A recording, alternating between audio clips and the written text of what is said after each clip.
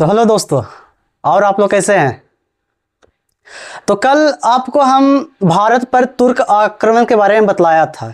तो मैंने बोला था कि उसे आप अच्छे से देख लीजिएगा और कवर कर लीजिएगा। मैं एक बात बताना चाहता हूं, अगर आप बस थोड़ा सा मेहनत करिएगा ना, मतलब 2-4 घंटा पढ़ाई करिएगा, ऐसा तो 4-5 घंटा अगर आप पर डे प्रैक्टिस करते हैं तो पेपर अच्छा हो जाएगा। तो थोड़ा सा डिसिप्लिन बनाइए और मेहनत करिए। तो आज मैं महमूद गजनी के बारे में बतलाऊंगा। कहीं कहीं पे आपको गजनबी भी मिलेगा देखने के लिए। तो आइए आज मैं आपको महमूद गजनी के बारे में बतलाऊंगा। तो सूतगीन का पुत्र था महमूद गजनी। सूतगीन का पुत्र था महमूद गजनी और इनका जन्म हुआ था 1 नवंबर 1971 को। याद रखिएगा, महमूद गजनी का जन्म 1 नवंबर 1971 को हुआ था। जब सूतगीन गजनी साम्राज्य को संभाल रहे थे तो उस समय महमूद गजनी खुरासन का शासक था।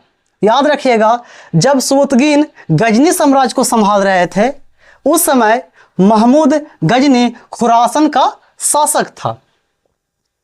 लेकिन जैसे ही सूतगीन का मृत्यु होता है तो फिर गजनी साम्राज्य को कौन संभालते हैं? तो उनका पुत्र, जिनका नाम था महमूद गजनी। जब उस समय इनकी उम्र 27 वर्ष थी।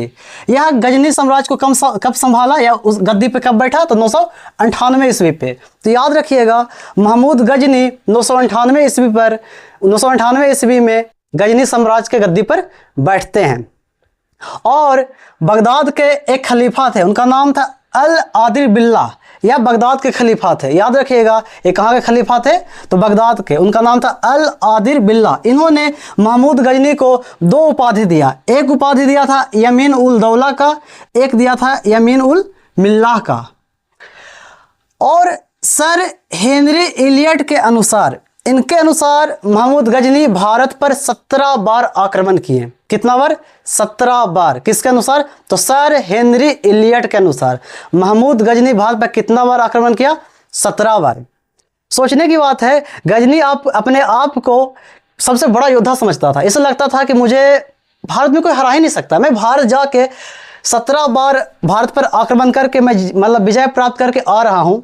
जरा सोचिए, अगर इसका जन्म अशोक के समय में होता, सम्राट अशोक के समय में, तो क्या होता?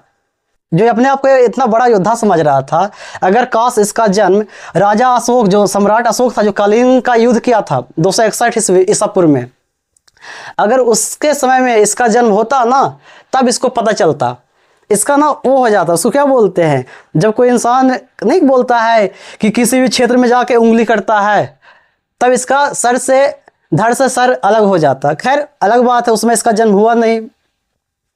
तो आज मैं इसका महमूद गजनी का पहला आक्रमण के बारे में बताऊंगा। मैं बताना चाहता हूं कि इन्होंने भारत पर 17 बार आक्रमण किया। क्या यह 17 आक्रमण पढ़ना जरूरी है? तो यह जरूरी नहीं है। इसमें 4-5 आक्रमण बहुत इंपॉर्टेंट है। पहला, दूसरा, एक 9वां, फिर आपका वही 16वां और 17वां। तो आइए पहला आक्रमण के बारे में बताता हूं। तो इन्होंने 1000 ईस्वी में हिंदू शाही वंश के राजा जयपाल पर आक्रमण किया। इन्होंने 1000 ईस्वी में हिंदू शाही वंश के राजा जयपाल पे आक्रमण किया और वहां जाकर पेशावर और बहिंद पर अधिकार जमा लिया और कुछ दुर्ग किला को भी इसने जीत हासिल किया। लेकिन इससे पहले भी जयपाल का युद्ध सूतगीन के साथ हो गया था। यही वो पहला तुर्क है जिसने जयपाल को पराजित किया था। तो आपसे सवाल पूछेगा कि भारत पर कौन पहला तुर्क विजय प्राप्त किया था? तो उसका नाम है सूतगीन। लेकिन उसका पुत्र फिर पुनः 1000 ईस्वी में जयपाल पर आक्रमण करता है, लेकिन जयपाल से युद्ध होता नहीं है, क्योंकि वो पेशावर और बहिन के कुछ किला को जीतकर वो वापस चला आता है अपने क्षेत्र में। और फिर यह पुनः 1001 ईस्वी में, फिर यह पुनः 1001 ईस्वी में जयपाल पर आक्रमण करता है। इस समय जयपाल को यह बंदी बना लेता है और उसके कुछ सैनिकों को भी बंदी बना लेता है और वहां से अपार संपत्ति लूट के ये वापस आ जाता है। तो जयपाल को यह पसंद नहीं आता है और जयपाल आत्मदाह कर लेता है। अपने आप को आग लगा लेता है और अपना पूरा साम्राज्य अपने पुत्र आनंदपाल को ये सौंप देता है। तो महमूद गजनी का 16वां आक्रमण बहुत प्रसिद्ध आक्रमण था, बहुत फेमस आक्रमण था। क्यों था? तो वो सोमनाथ के मंदिर को लेकर था। तो आइए मैं इसके बारे में आपको विस्तार से बताता हूँ। इन्होंने सोमनाथ मंदिर पर आक्रमण 1025 ईस्वी में किया था और यह सोमनाथ मंदिर गुजरात के सौराष्ट्र में पड़ता है। कहाँ पड़ता है? गुजरात के सौराष्ट्र में पड़ता है। उस समय गुजरात के शासक कौन थे? भीमदेव प्रथम थे। ये युद्ध करने से मना कर देते हैं। इनका महमूद गजनी का खौफ इनके मन में इतना भर जाता है, इतना आ जाता है ना कि युद्ध करना ही नहीं चाहते हैं। ये अपने आप को महमूद गजनी के सामने समर्पित कर देता है। वो इस युद्ध में करीबन 50,000 लोग मारे गए थे। कितना लोग? 50,000 लोग मारे गए थे। और इस मंदिर से 20 लाख दिनार संपत्ति लूट के महमूद गजनी मध्य एशिया की ओर चल देता है। उतना ही नहीं, इन्होंने मंदिर को भी तोड़ दिया। सोमनाथ मंदिर को इसने क्या किया? तोड़ दिया। यह सोमनाथ मंदिर शिव का मंदिर था। किसका मंदिर था? शिव का मंदिर था।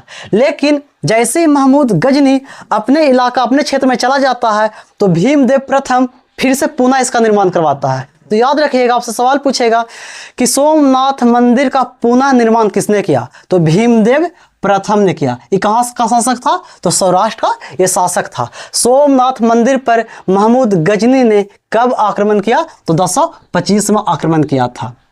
और सोमनाथ मंदिर किस भगवान का मूर्ति था? किस नाथ का मंदिर था? तो शिव का मंदिर था। किसका मंदिर था जी? तो शिव का मंदिर था। जब महमूद गजनी मतलब अपने क्षेत्र रेगिस्तान से होते ही वो मध्य एशिया जा रहा था, तभी रास्ते में जाटों ने इस पर आक्रमण कर देता है और महमूद गजनी से कुछ संपत्ति लूट के लूट लेता है। फिर इसी का बदला लेने के लिए महमूद गजनी पुनः 1027 ईस्वी में 17वां आक्रमण पुनः 1027 ईस्वी में जाटों के खिलाफ युद्ध करता है और इसको पराजय कर देता है।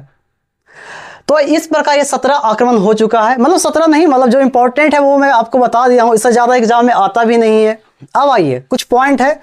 इसे मूर्ति भंजक या बुत सिकन कहा जाता है क्योंकि यह मथुरा में, काशी में सारे मंदिर को इसने तोड़ दिया था। यही पहला ऐसा शासक था जिसने सारे मंदिर को तोड़ दिया और संपत्ति लूटता था और मध्य एशिया का भी विस्तार करना चाहता था, इस्लाम धर्म का भी प्रचार करना चाहता था। ये भारत में बसने नहीं आया था। इसका सिर्फ एक उद्देश्य था कि मैं इस्लाम धर्म का प्रचार करूं और अधिक संपत्ति लूट के मध्य एशिया का विस्तार कर सकूं। इसलिए इसे मूर्ति भंजक मूर्ति तोड़ने वाला या बुत सिकन कहा जाता है। सुल्तान का उपाधि धारण करने वाला, एक पॉइंट दम याद रखिएगा, सुल्तान का उपाधि धारण करने वाला पहला शासक कौन था? तो वो था महमूद गजनवी।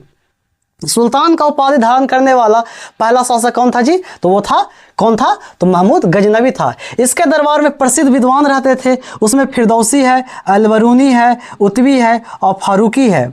इसके इसके दरबार में बहुत प्रसिद्ध विद्वान रहते थे। उसका नाम याद रखिएगा, फिरदौसी, अलबरूनी, उतवी और फारूकी। यहाँ से सवाल आ जाते हैं कि महमूद गजनवी के दरबार में कौन कौन विद्वान रहते थे, तो याद रखिएगा नाम। तो अभी आप अलबरूनी के बारे में सीख लीजिए, कहा कि यहाँ से सवाल बहुत ज़्यादा आते हैं। तो मैं आपको बताना चाहता हूँ, सुन लीजिए अलबरूनी के बारे में। देखिए, अलबरूनी जो है ये इसका जन्म 973 ईस्वी में हुआ था। कब हुआ था? 973 ईस्वी में हुआ था। याद रखिएगा, अलबरूनी का जन्म 973 ईस्वी में हुआ था और यह मोहम्मद गजनवी के साथ 11वीं शताब्दी में भारत आया था। यह मोहम्मद गजनवी के साथ 11वीं शताब्दी में, कब? 11वीं शताब्दी में कहाँ आया था? भारत आया था। ये पहला ऐसा मुसलमान है जो कुरान को पढ़ा था। याद रखिएगा, कुरान को पढ़ने वाला पहला मुसलमान कौन था? तो उसका नाम है अलबरूनी। ये सवाल बहुत फेमस है। पहला मुसलमान का नाम बताइए जिसने कुरान का अध्ययन किया, तो उसका नाम क्या था? अलबरूनी था।